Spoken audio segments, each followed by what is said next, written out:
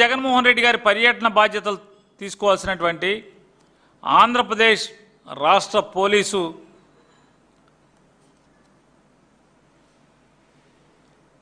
జగన్మోహన్ రెడ్డి గారి భద్రత గురించి మాత్రం వారికి బాధ్యత ఉండదు, పట్టించుకోరు, గాలికి వదిలేస్తారు. కానీ జగన్ గారి సభలకు మాత్రం జనం రాకుండా మొత్తం ఆ చుట్టుపక్కల 4-5 కిలోమీటర్లు దాటిన కాడి నుంచి అంచెలంచెలుగా బ్యారికేడ్లు పెడతారు, 100 మంది పోలీసులను వేస్తారు. కానీ Z+ కేటగిరీ ఉన్నటువంటి ఈ రాష్ట్ర మాజీ ముఖ్యమంత్రి జగన్మోహన్ రెడ్డి గారి హెలికాప్టర్ దగ్గర భద్రత ఉండదు. అలాగే పర్యటన అడుగడుగున ఒక్క పోలీసు కానరాడు, ఒక్క పోలీసు కూడా కానరాడు. 10ల సంఖ్యలో బ్యారికేడ్లు మాత్రం పెడతారు జనాన్ని అడ్డం కొడతాకి. కానీ ఏం చేస్తారు ప్రజలు?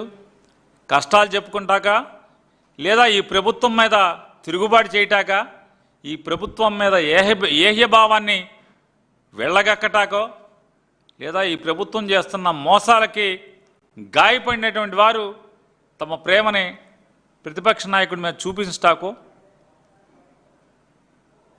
పొలాల్లోంచి, తుప్పల్లోంచి, దుబ్బల్లోంచి ఎలా పడితే అడ్డదిడ్డంగా కాలువల్లోంచి ఎక్కడ పడితే అక్కడ దూకుతాం అన్నీ మనం చూస్తున్నాం.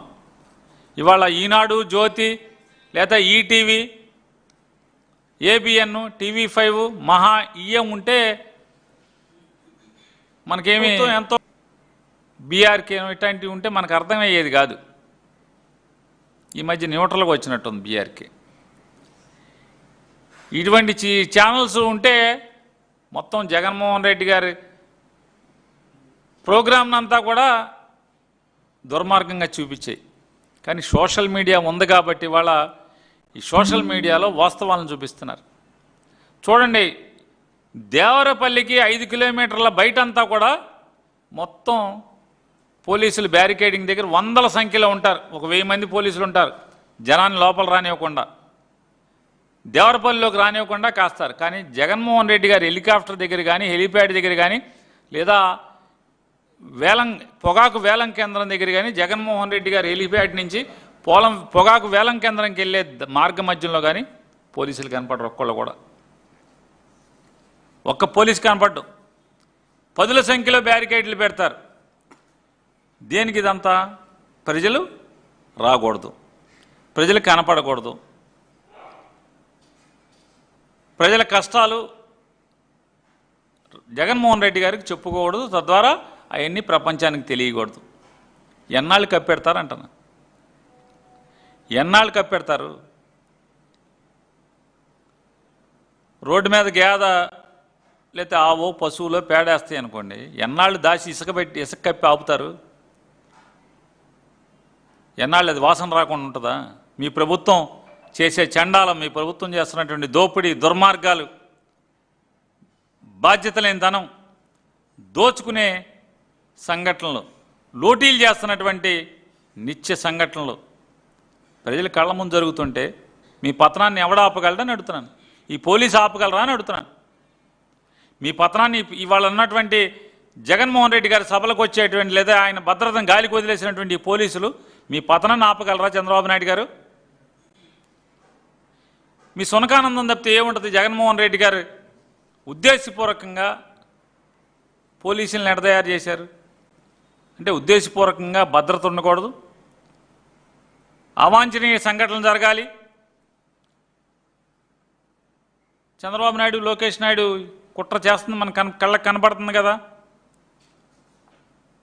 నారా చంద్రబాబు నాయుడు గారు, లోకేష్ నాయుడు గారు పోలీసుల్ని పోలీసులుగా కాకుండా వారి యొక్క ప్రైవేట్ సైన్యంగా ఇవాళ తీసుకోవటం, అంటే వాటిని ఆ రకంగా వాడుకోవటం అనేది, ఇది ప్రజాస్వామ్యానికి వెన్నుపోటు కాదా అని అడుగుతున్నాను. వ్యవస్థల్ని నిర్వీర్యం చేయటం కాదా, దిగజార్చడం కాదా పరిపాలనని? జగన్మోహన్ రెడ్డి గారి భద్రత మీద తగు జాగ్రత్తలు తీసుకోవాల్సినటువంటి రాష్ట్ర డీజీపీ బాధ్యతగా వ్యవహరించరు, పట్టించుకోరు. కనీసం ఒక సంఘటన జరిగితే మరుడు సంఘటనకైనా డీజీపీ సంబంధిత ఎస్పీలని ఏంటే అది ఆ బాధ్యత లేకుండా అని చెప్పి మందలించాల్సింది పోయి ఎస్పీలను ఉద్యోగం చేయనివ్వకుండానే చూస్తున్నారని చెప్పని లోకం కోడైకి వస్తుంది. ఈ రెండేళ్లలో ఎన్నిసార్లు డీజీపీ గారికి అనేక మార్లు అర్జీలని ఫిర్యాదుల్ని కేంద్రానికి పంపించాం, కేంద్ర హోంశాఖకు పంపించాం. మరి డీజీపీకి ఎన్నిసార్లు చెప్పినా కూడా చెవిటివాడి ముందు శంఖమూదినట్టే ఉంది. అయ్యా, రాష్ట్ర మాజీ ముఖ్యమంత్రి జెడ్+ కేటగిరీలో ఉన్నటువంటి ఒక ప్రజానాయకుడికి భద్రత ఈ రకంగా లోపాలు కనపడుతున్నాయి, గాలికి వదిలేస్తున్నారు జిల్లాలో ఉన్నటువంటి ఎస్పీలు అని చెప్పని ఎన్నిసార్లు ఇప్పటికి రాస్తే ఇవన్నీ చూడండి. ఇవన్నీ ఏంటి? ఇవన్నీ డీజీపీకి రాసిన జగన్మోహన్ రెడ్డి గారి భద్రతా వైఫల్యాల మీద డీజీపీకి రాసినటువంటి ఉత్తరాలు. ఇవన్నీ ఇన్ని రాస్తే దేనికి స్పందించడం డీజీపీ? స్పందించకపోగా అదే సంఘటనలు మాట మాటికి తలెత్తటం, ప్రతిసారి అదే చేయటం. ఈ రెండేళ్లలో ఆంధ్రప్రదేశ్ రాష్ట్రంలో అధికారం మూర్ఖుడి చేతిలో రాయిలాగా తయారైనటువంటి పరిస్థితులు ఇవాళ మనకు కనపడుతున్నాయి. జగన్మోహన్ రెడ్డి గారి పర్యటనలు కొన్ని ఉంటాయి. ఆ పర్యటనలో కొన్ని చూసుకుంటే మనం కనీసం రోప్ పార్టీ కూడా ఉండదు.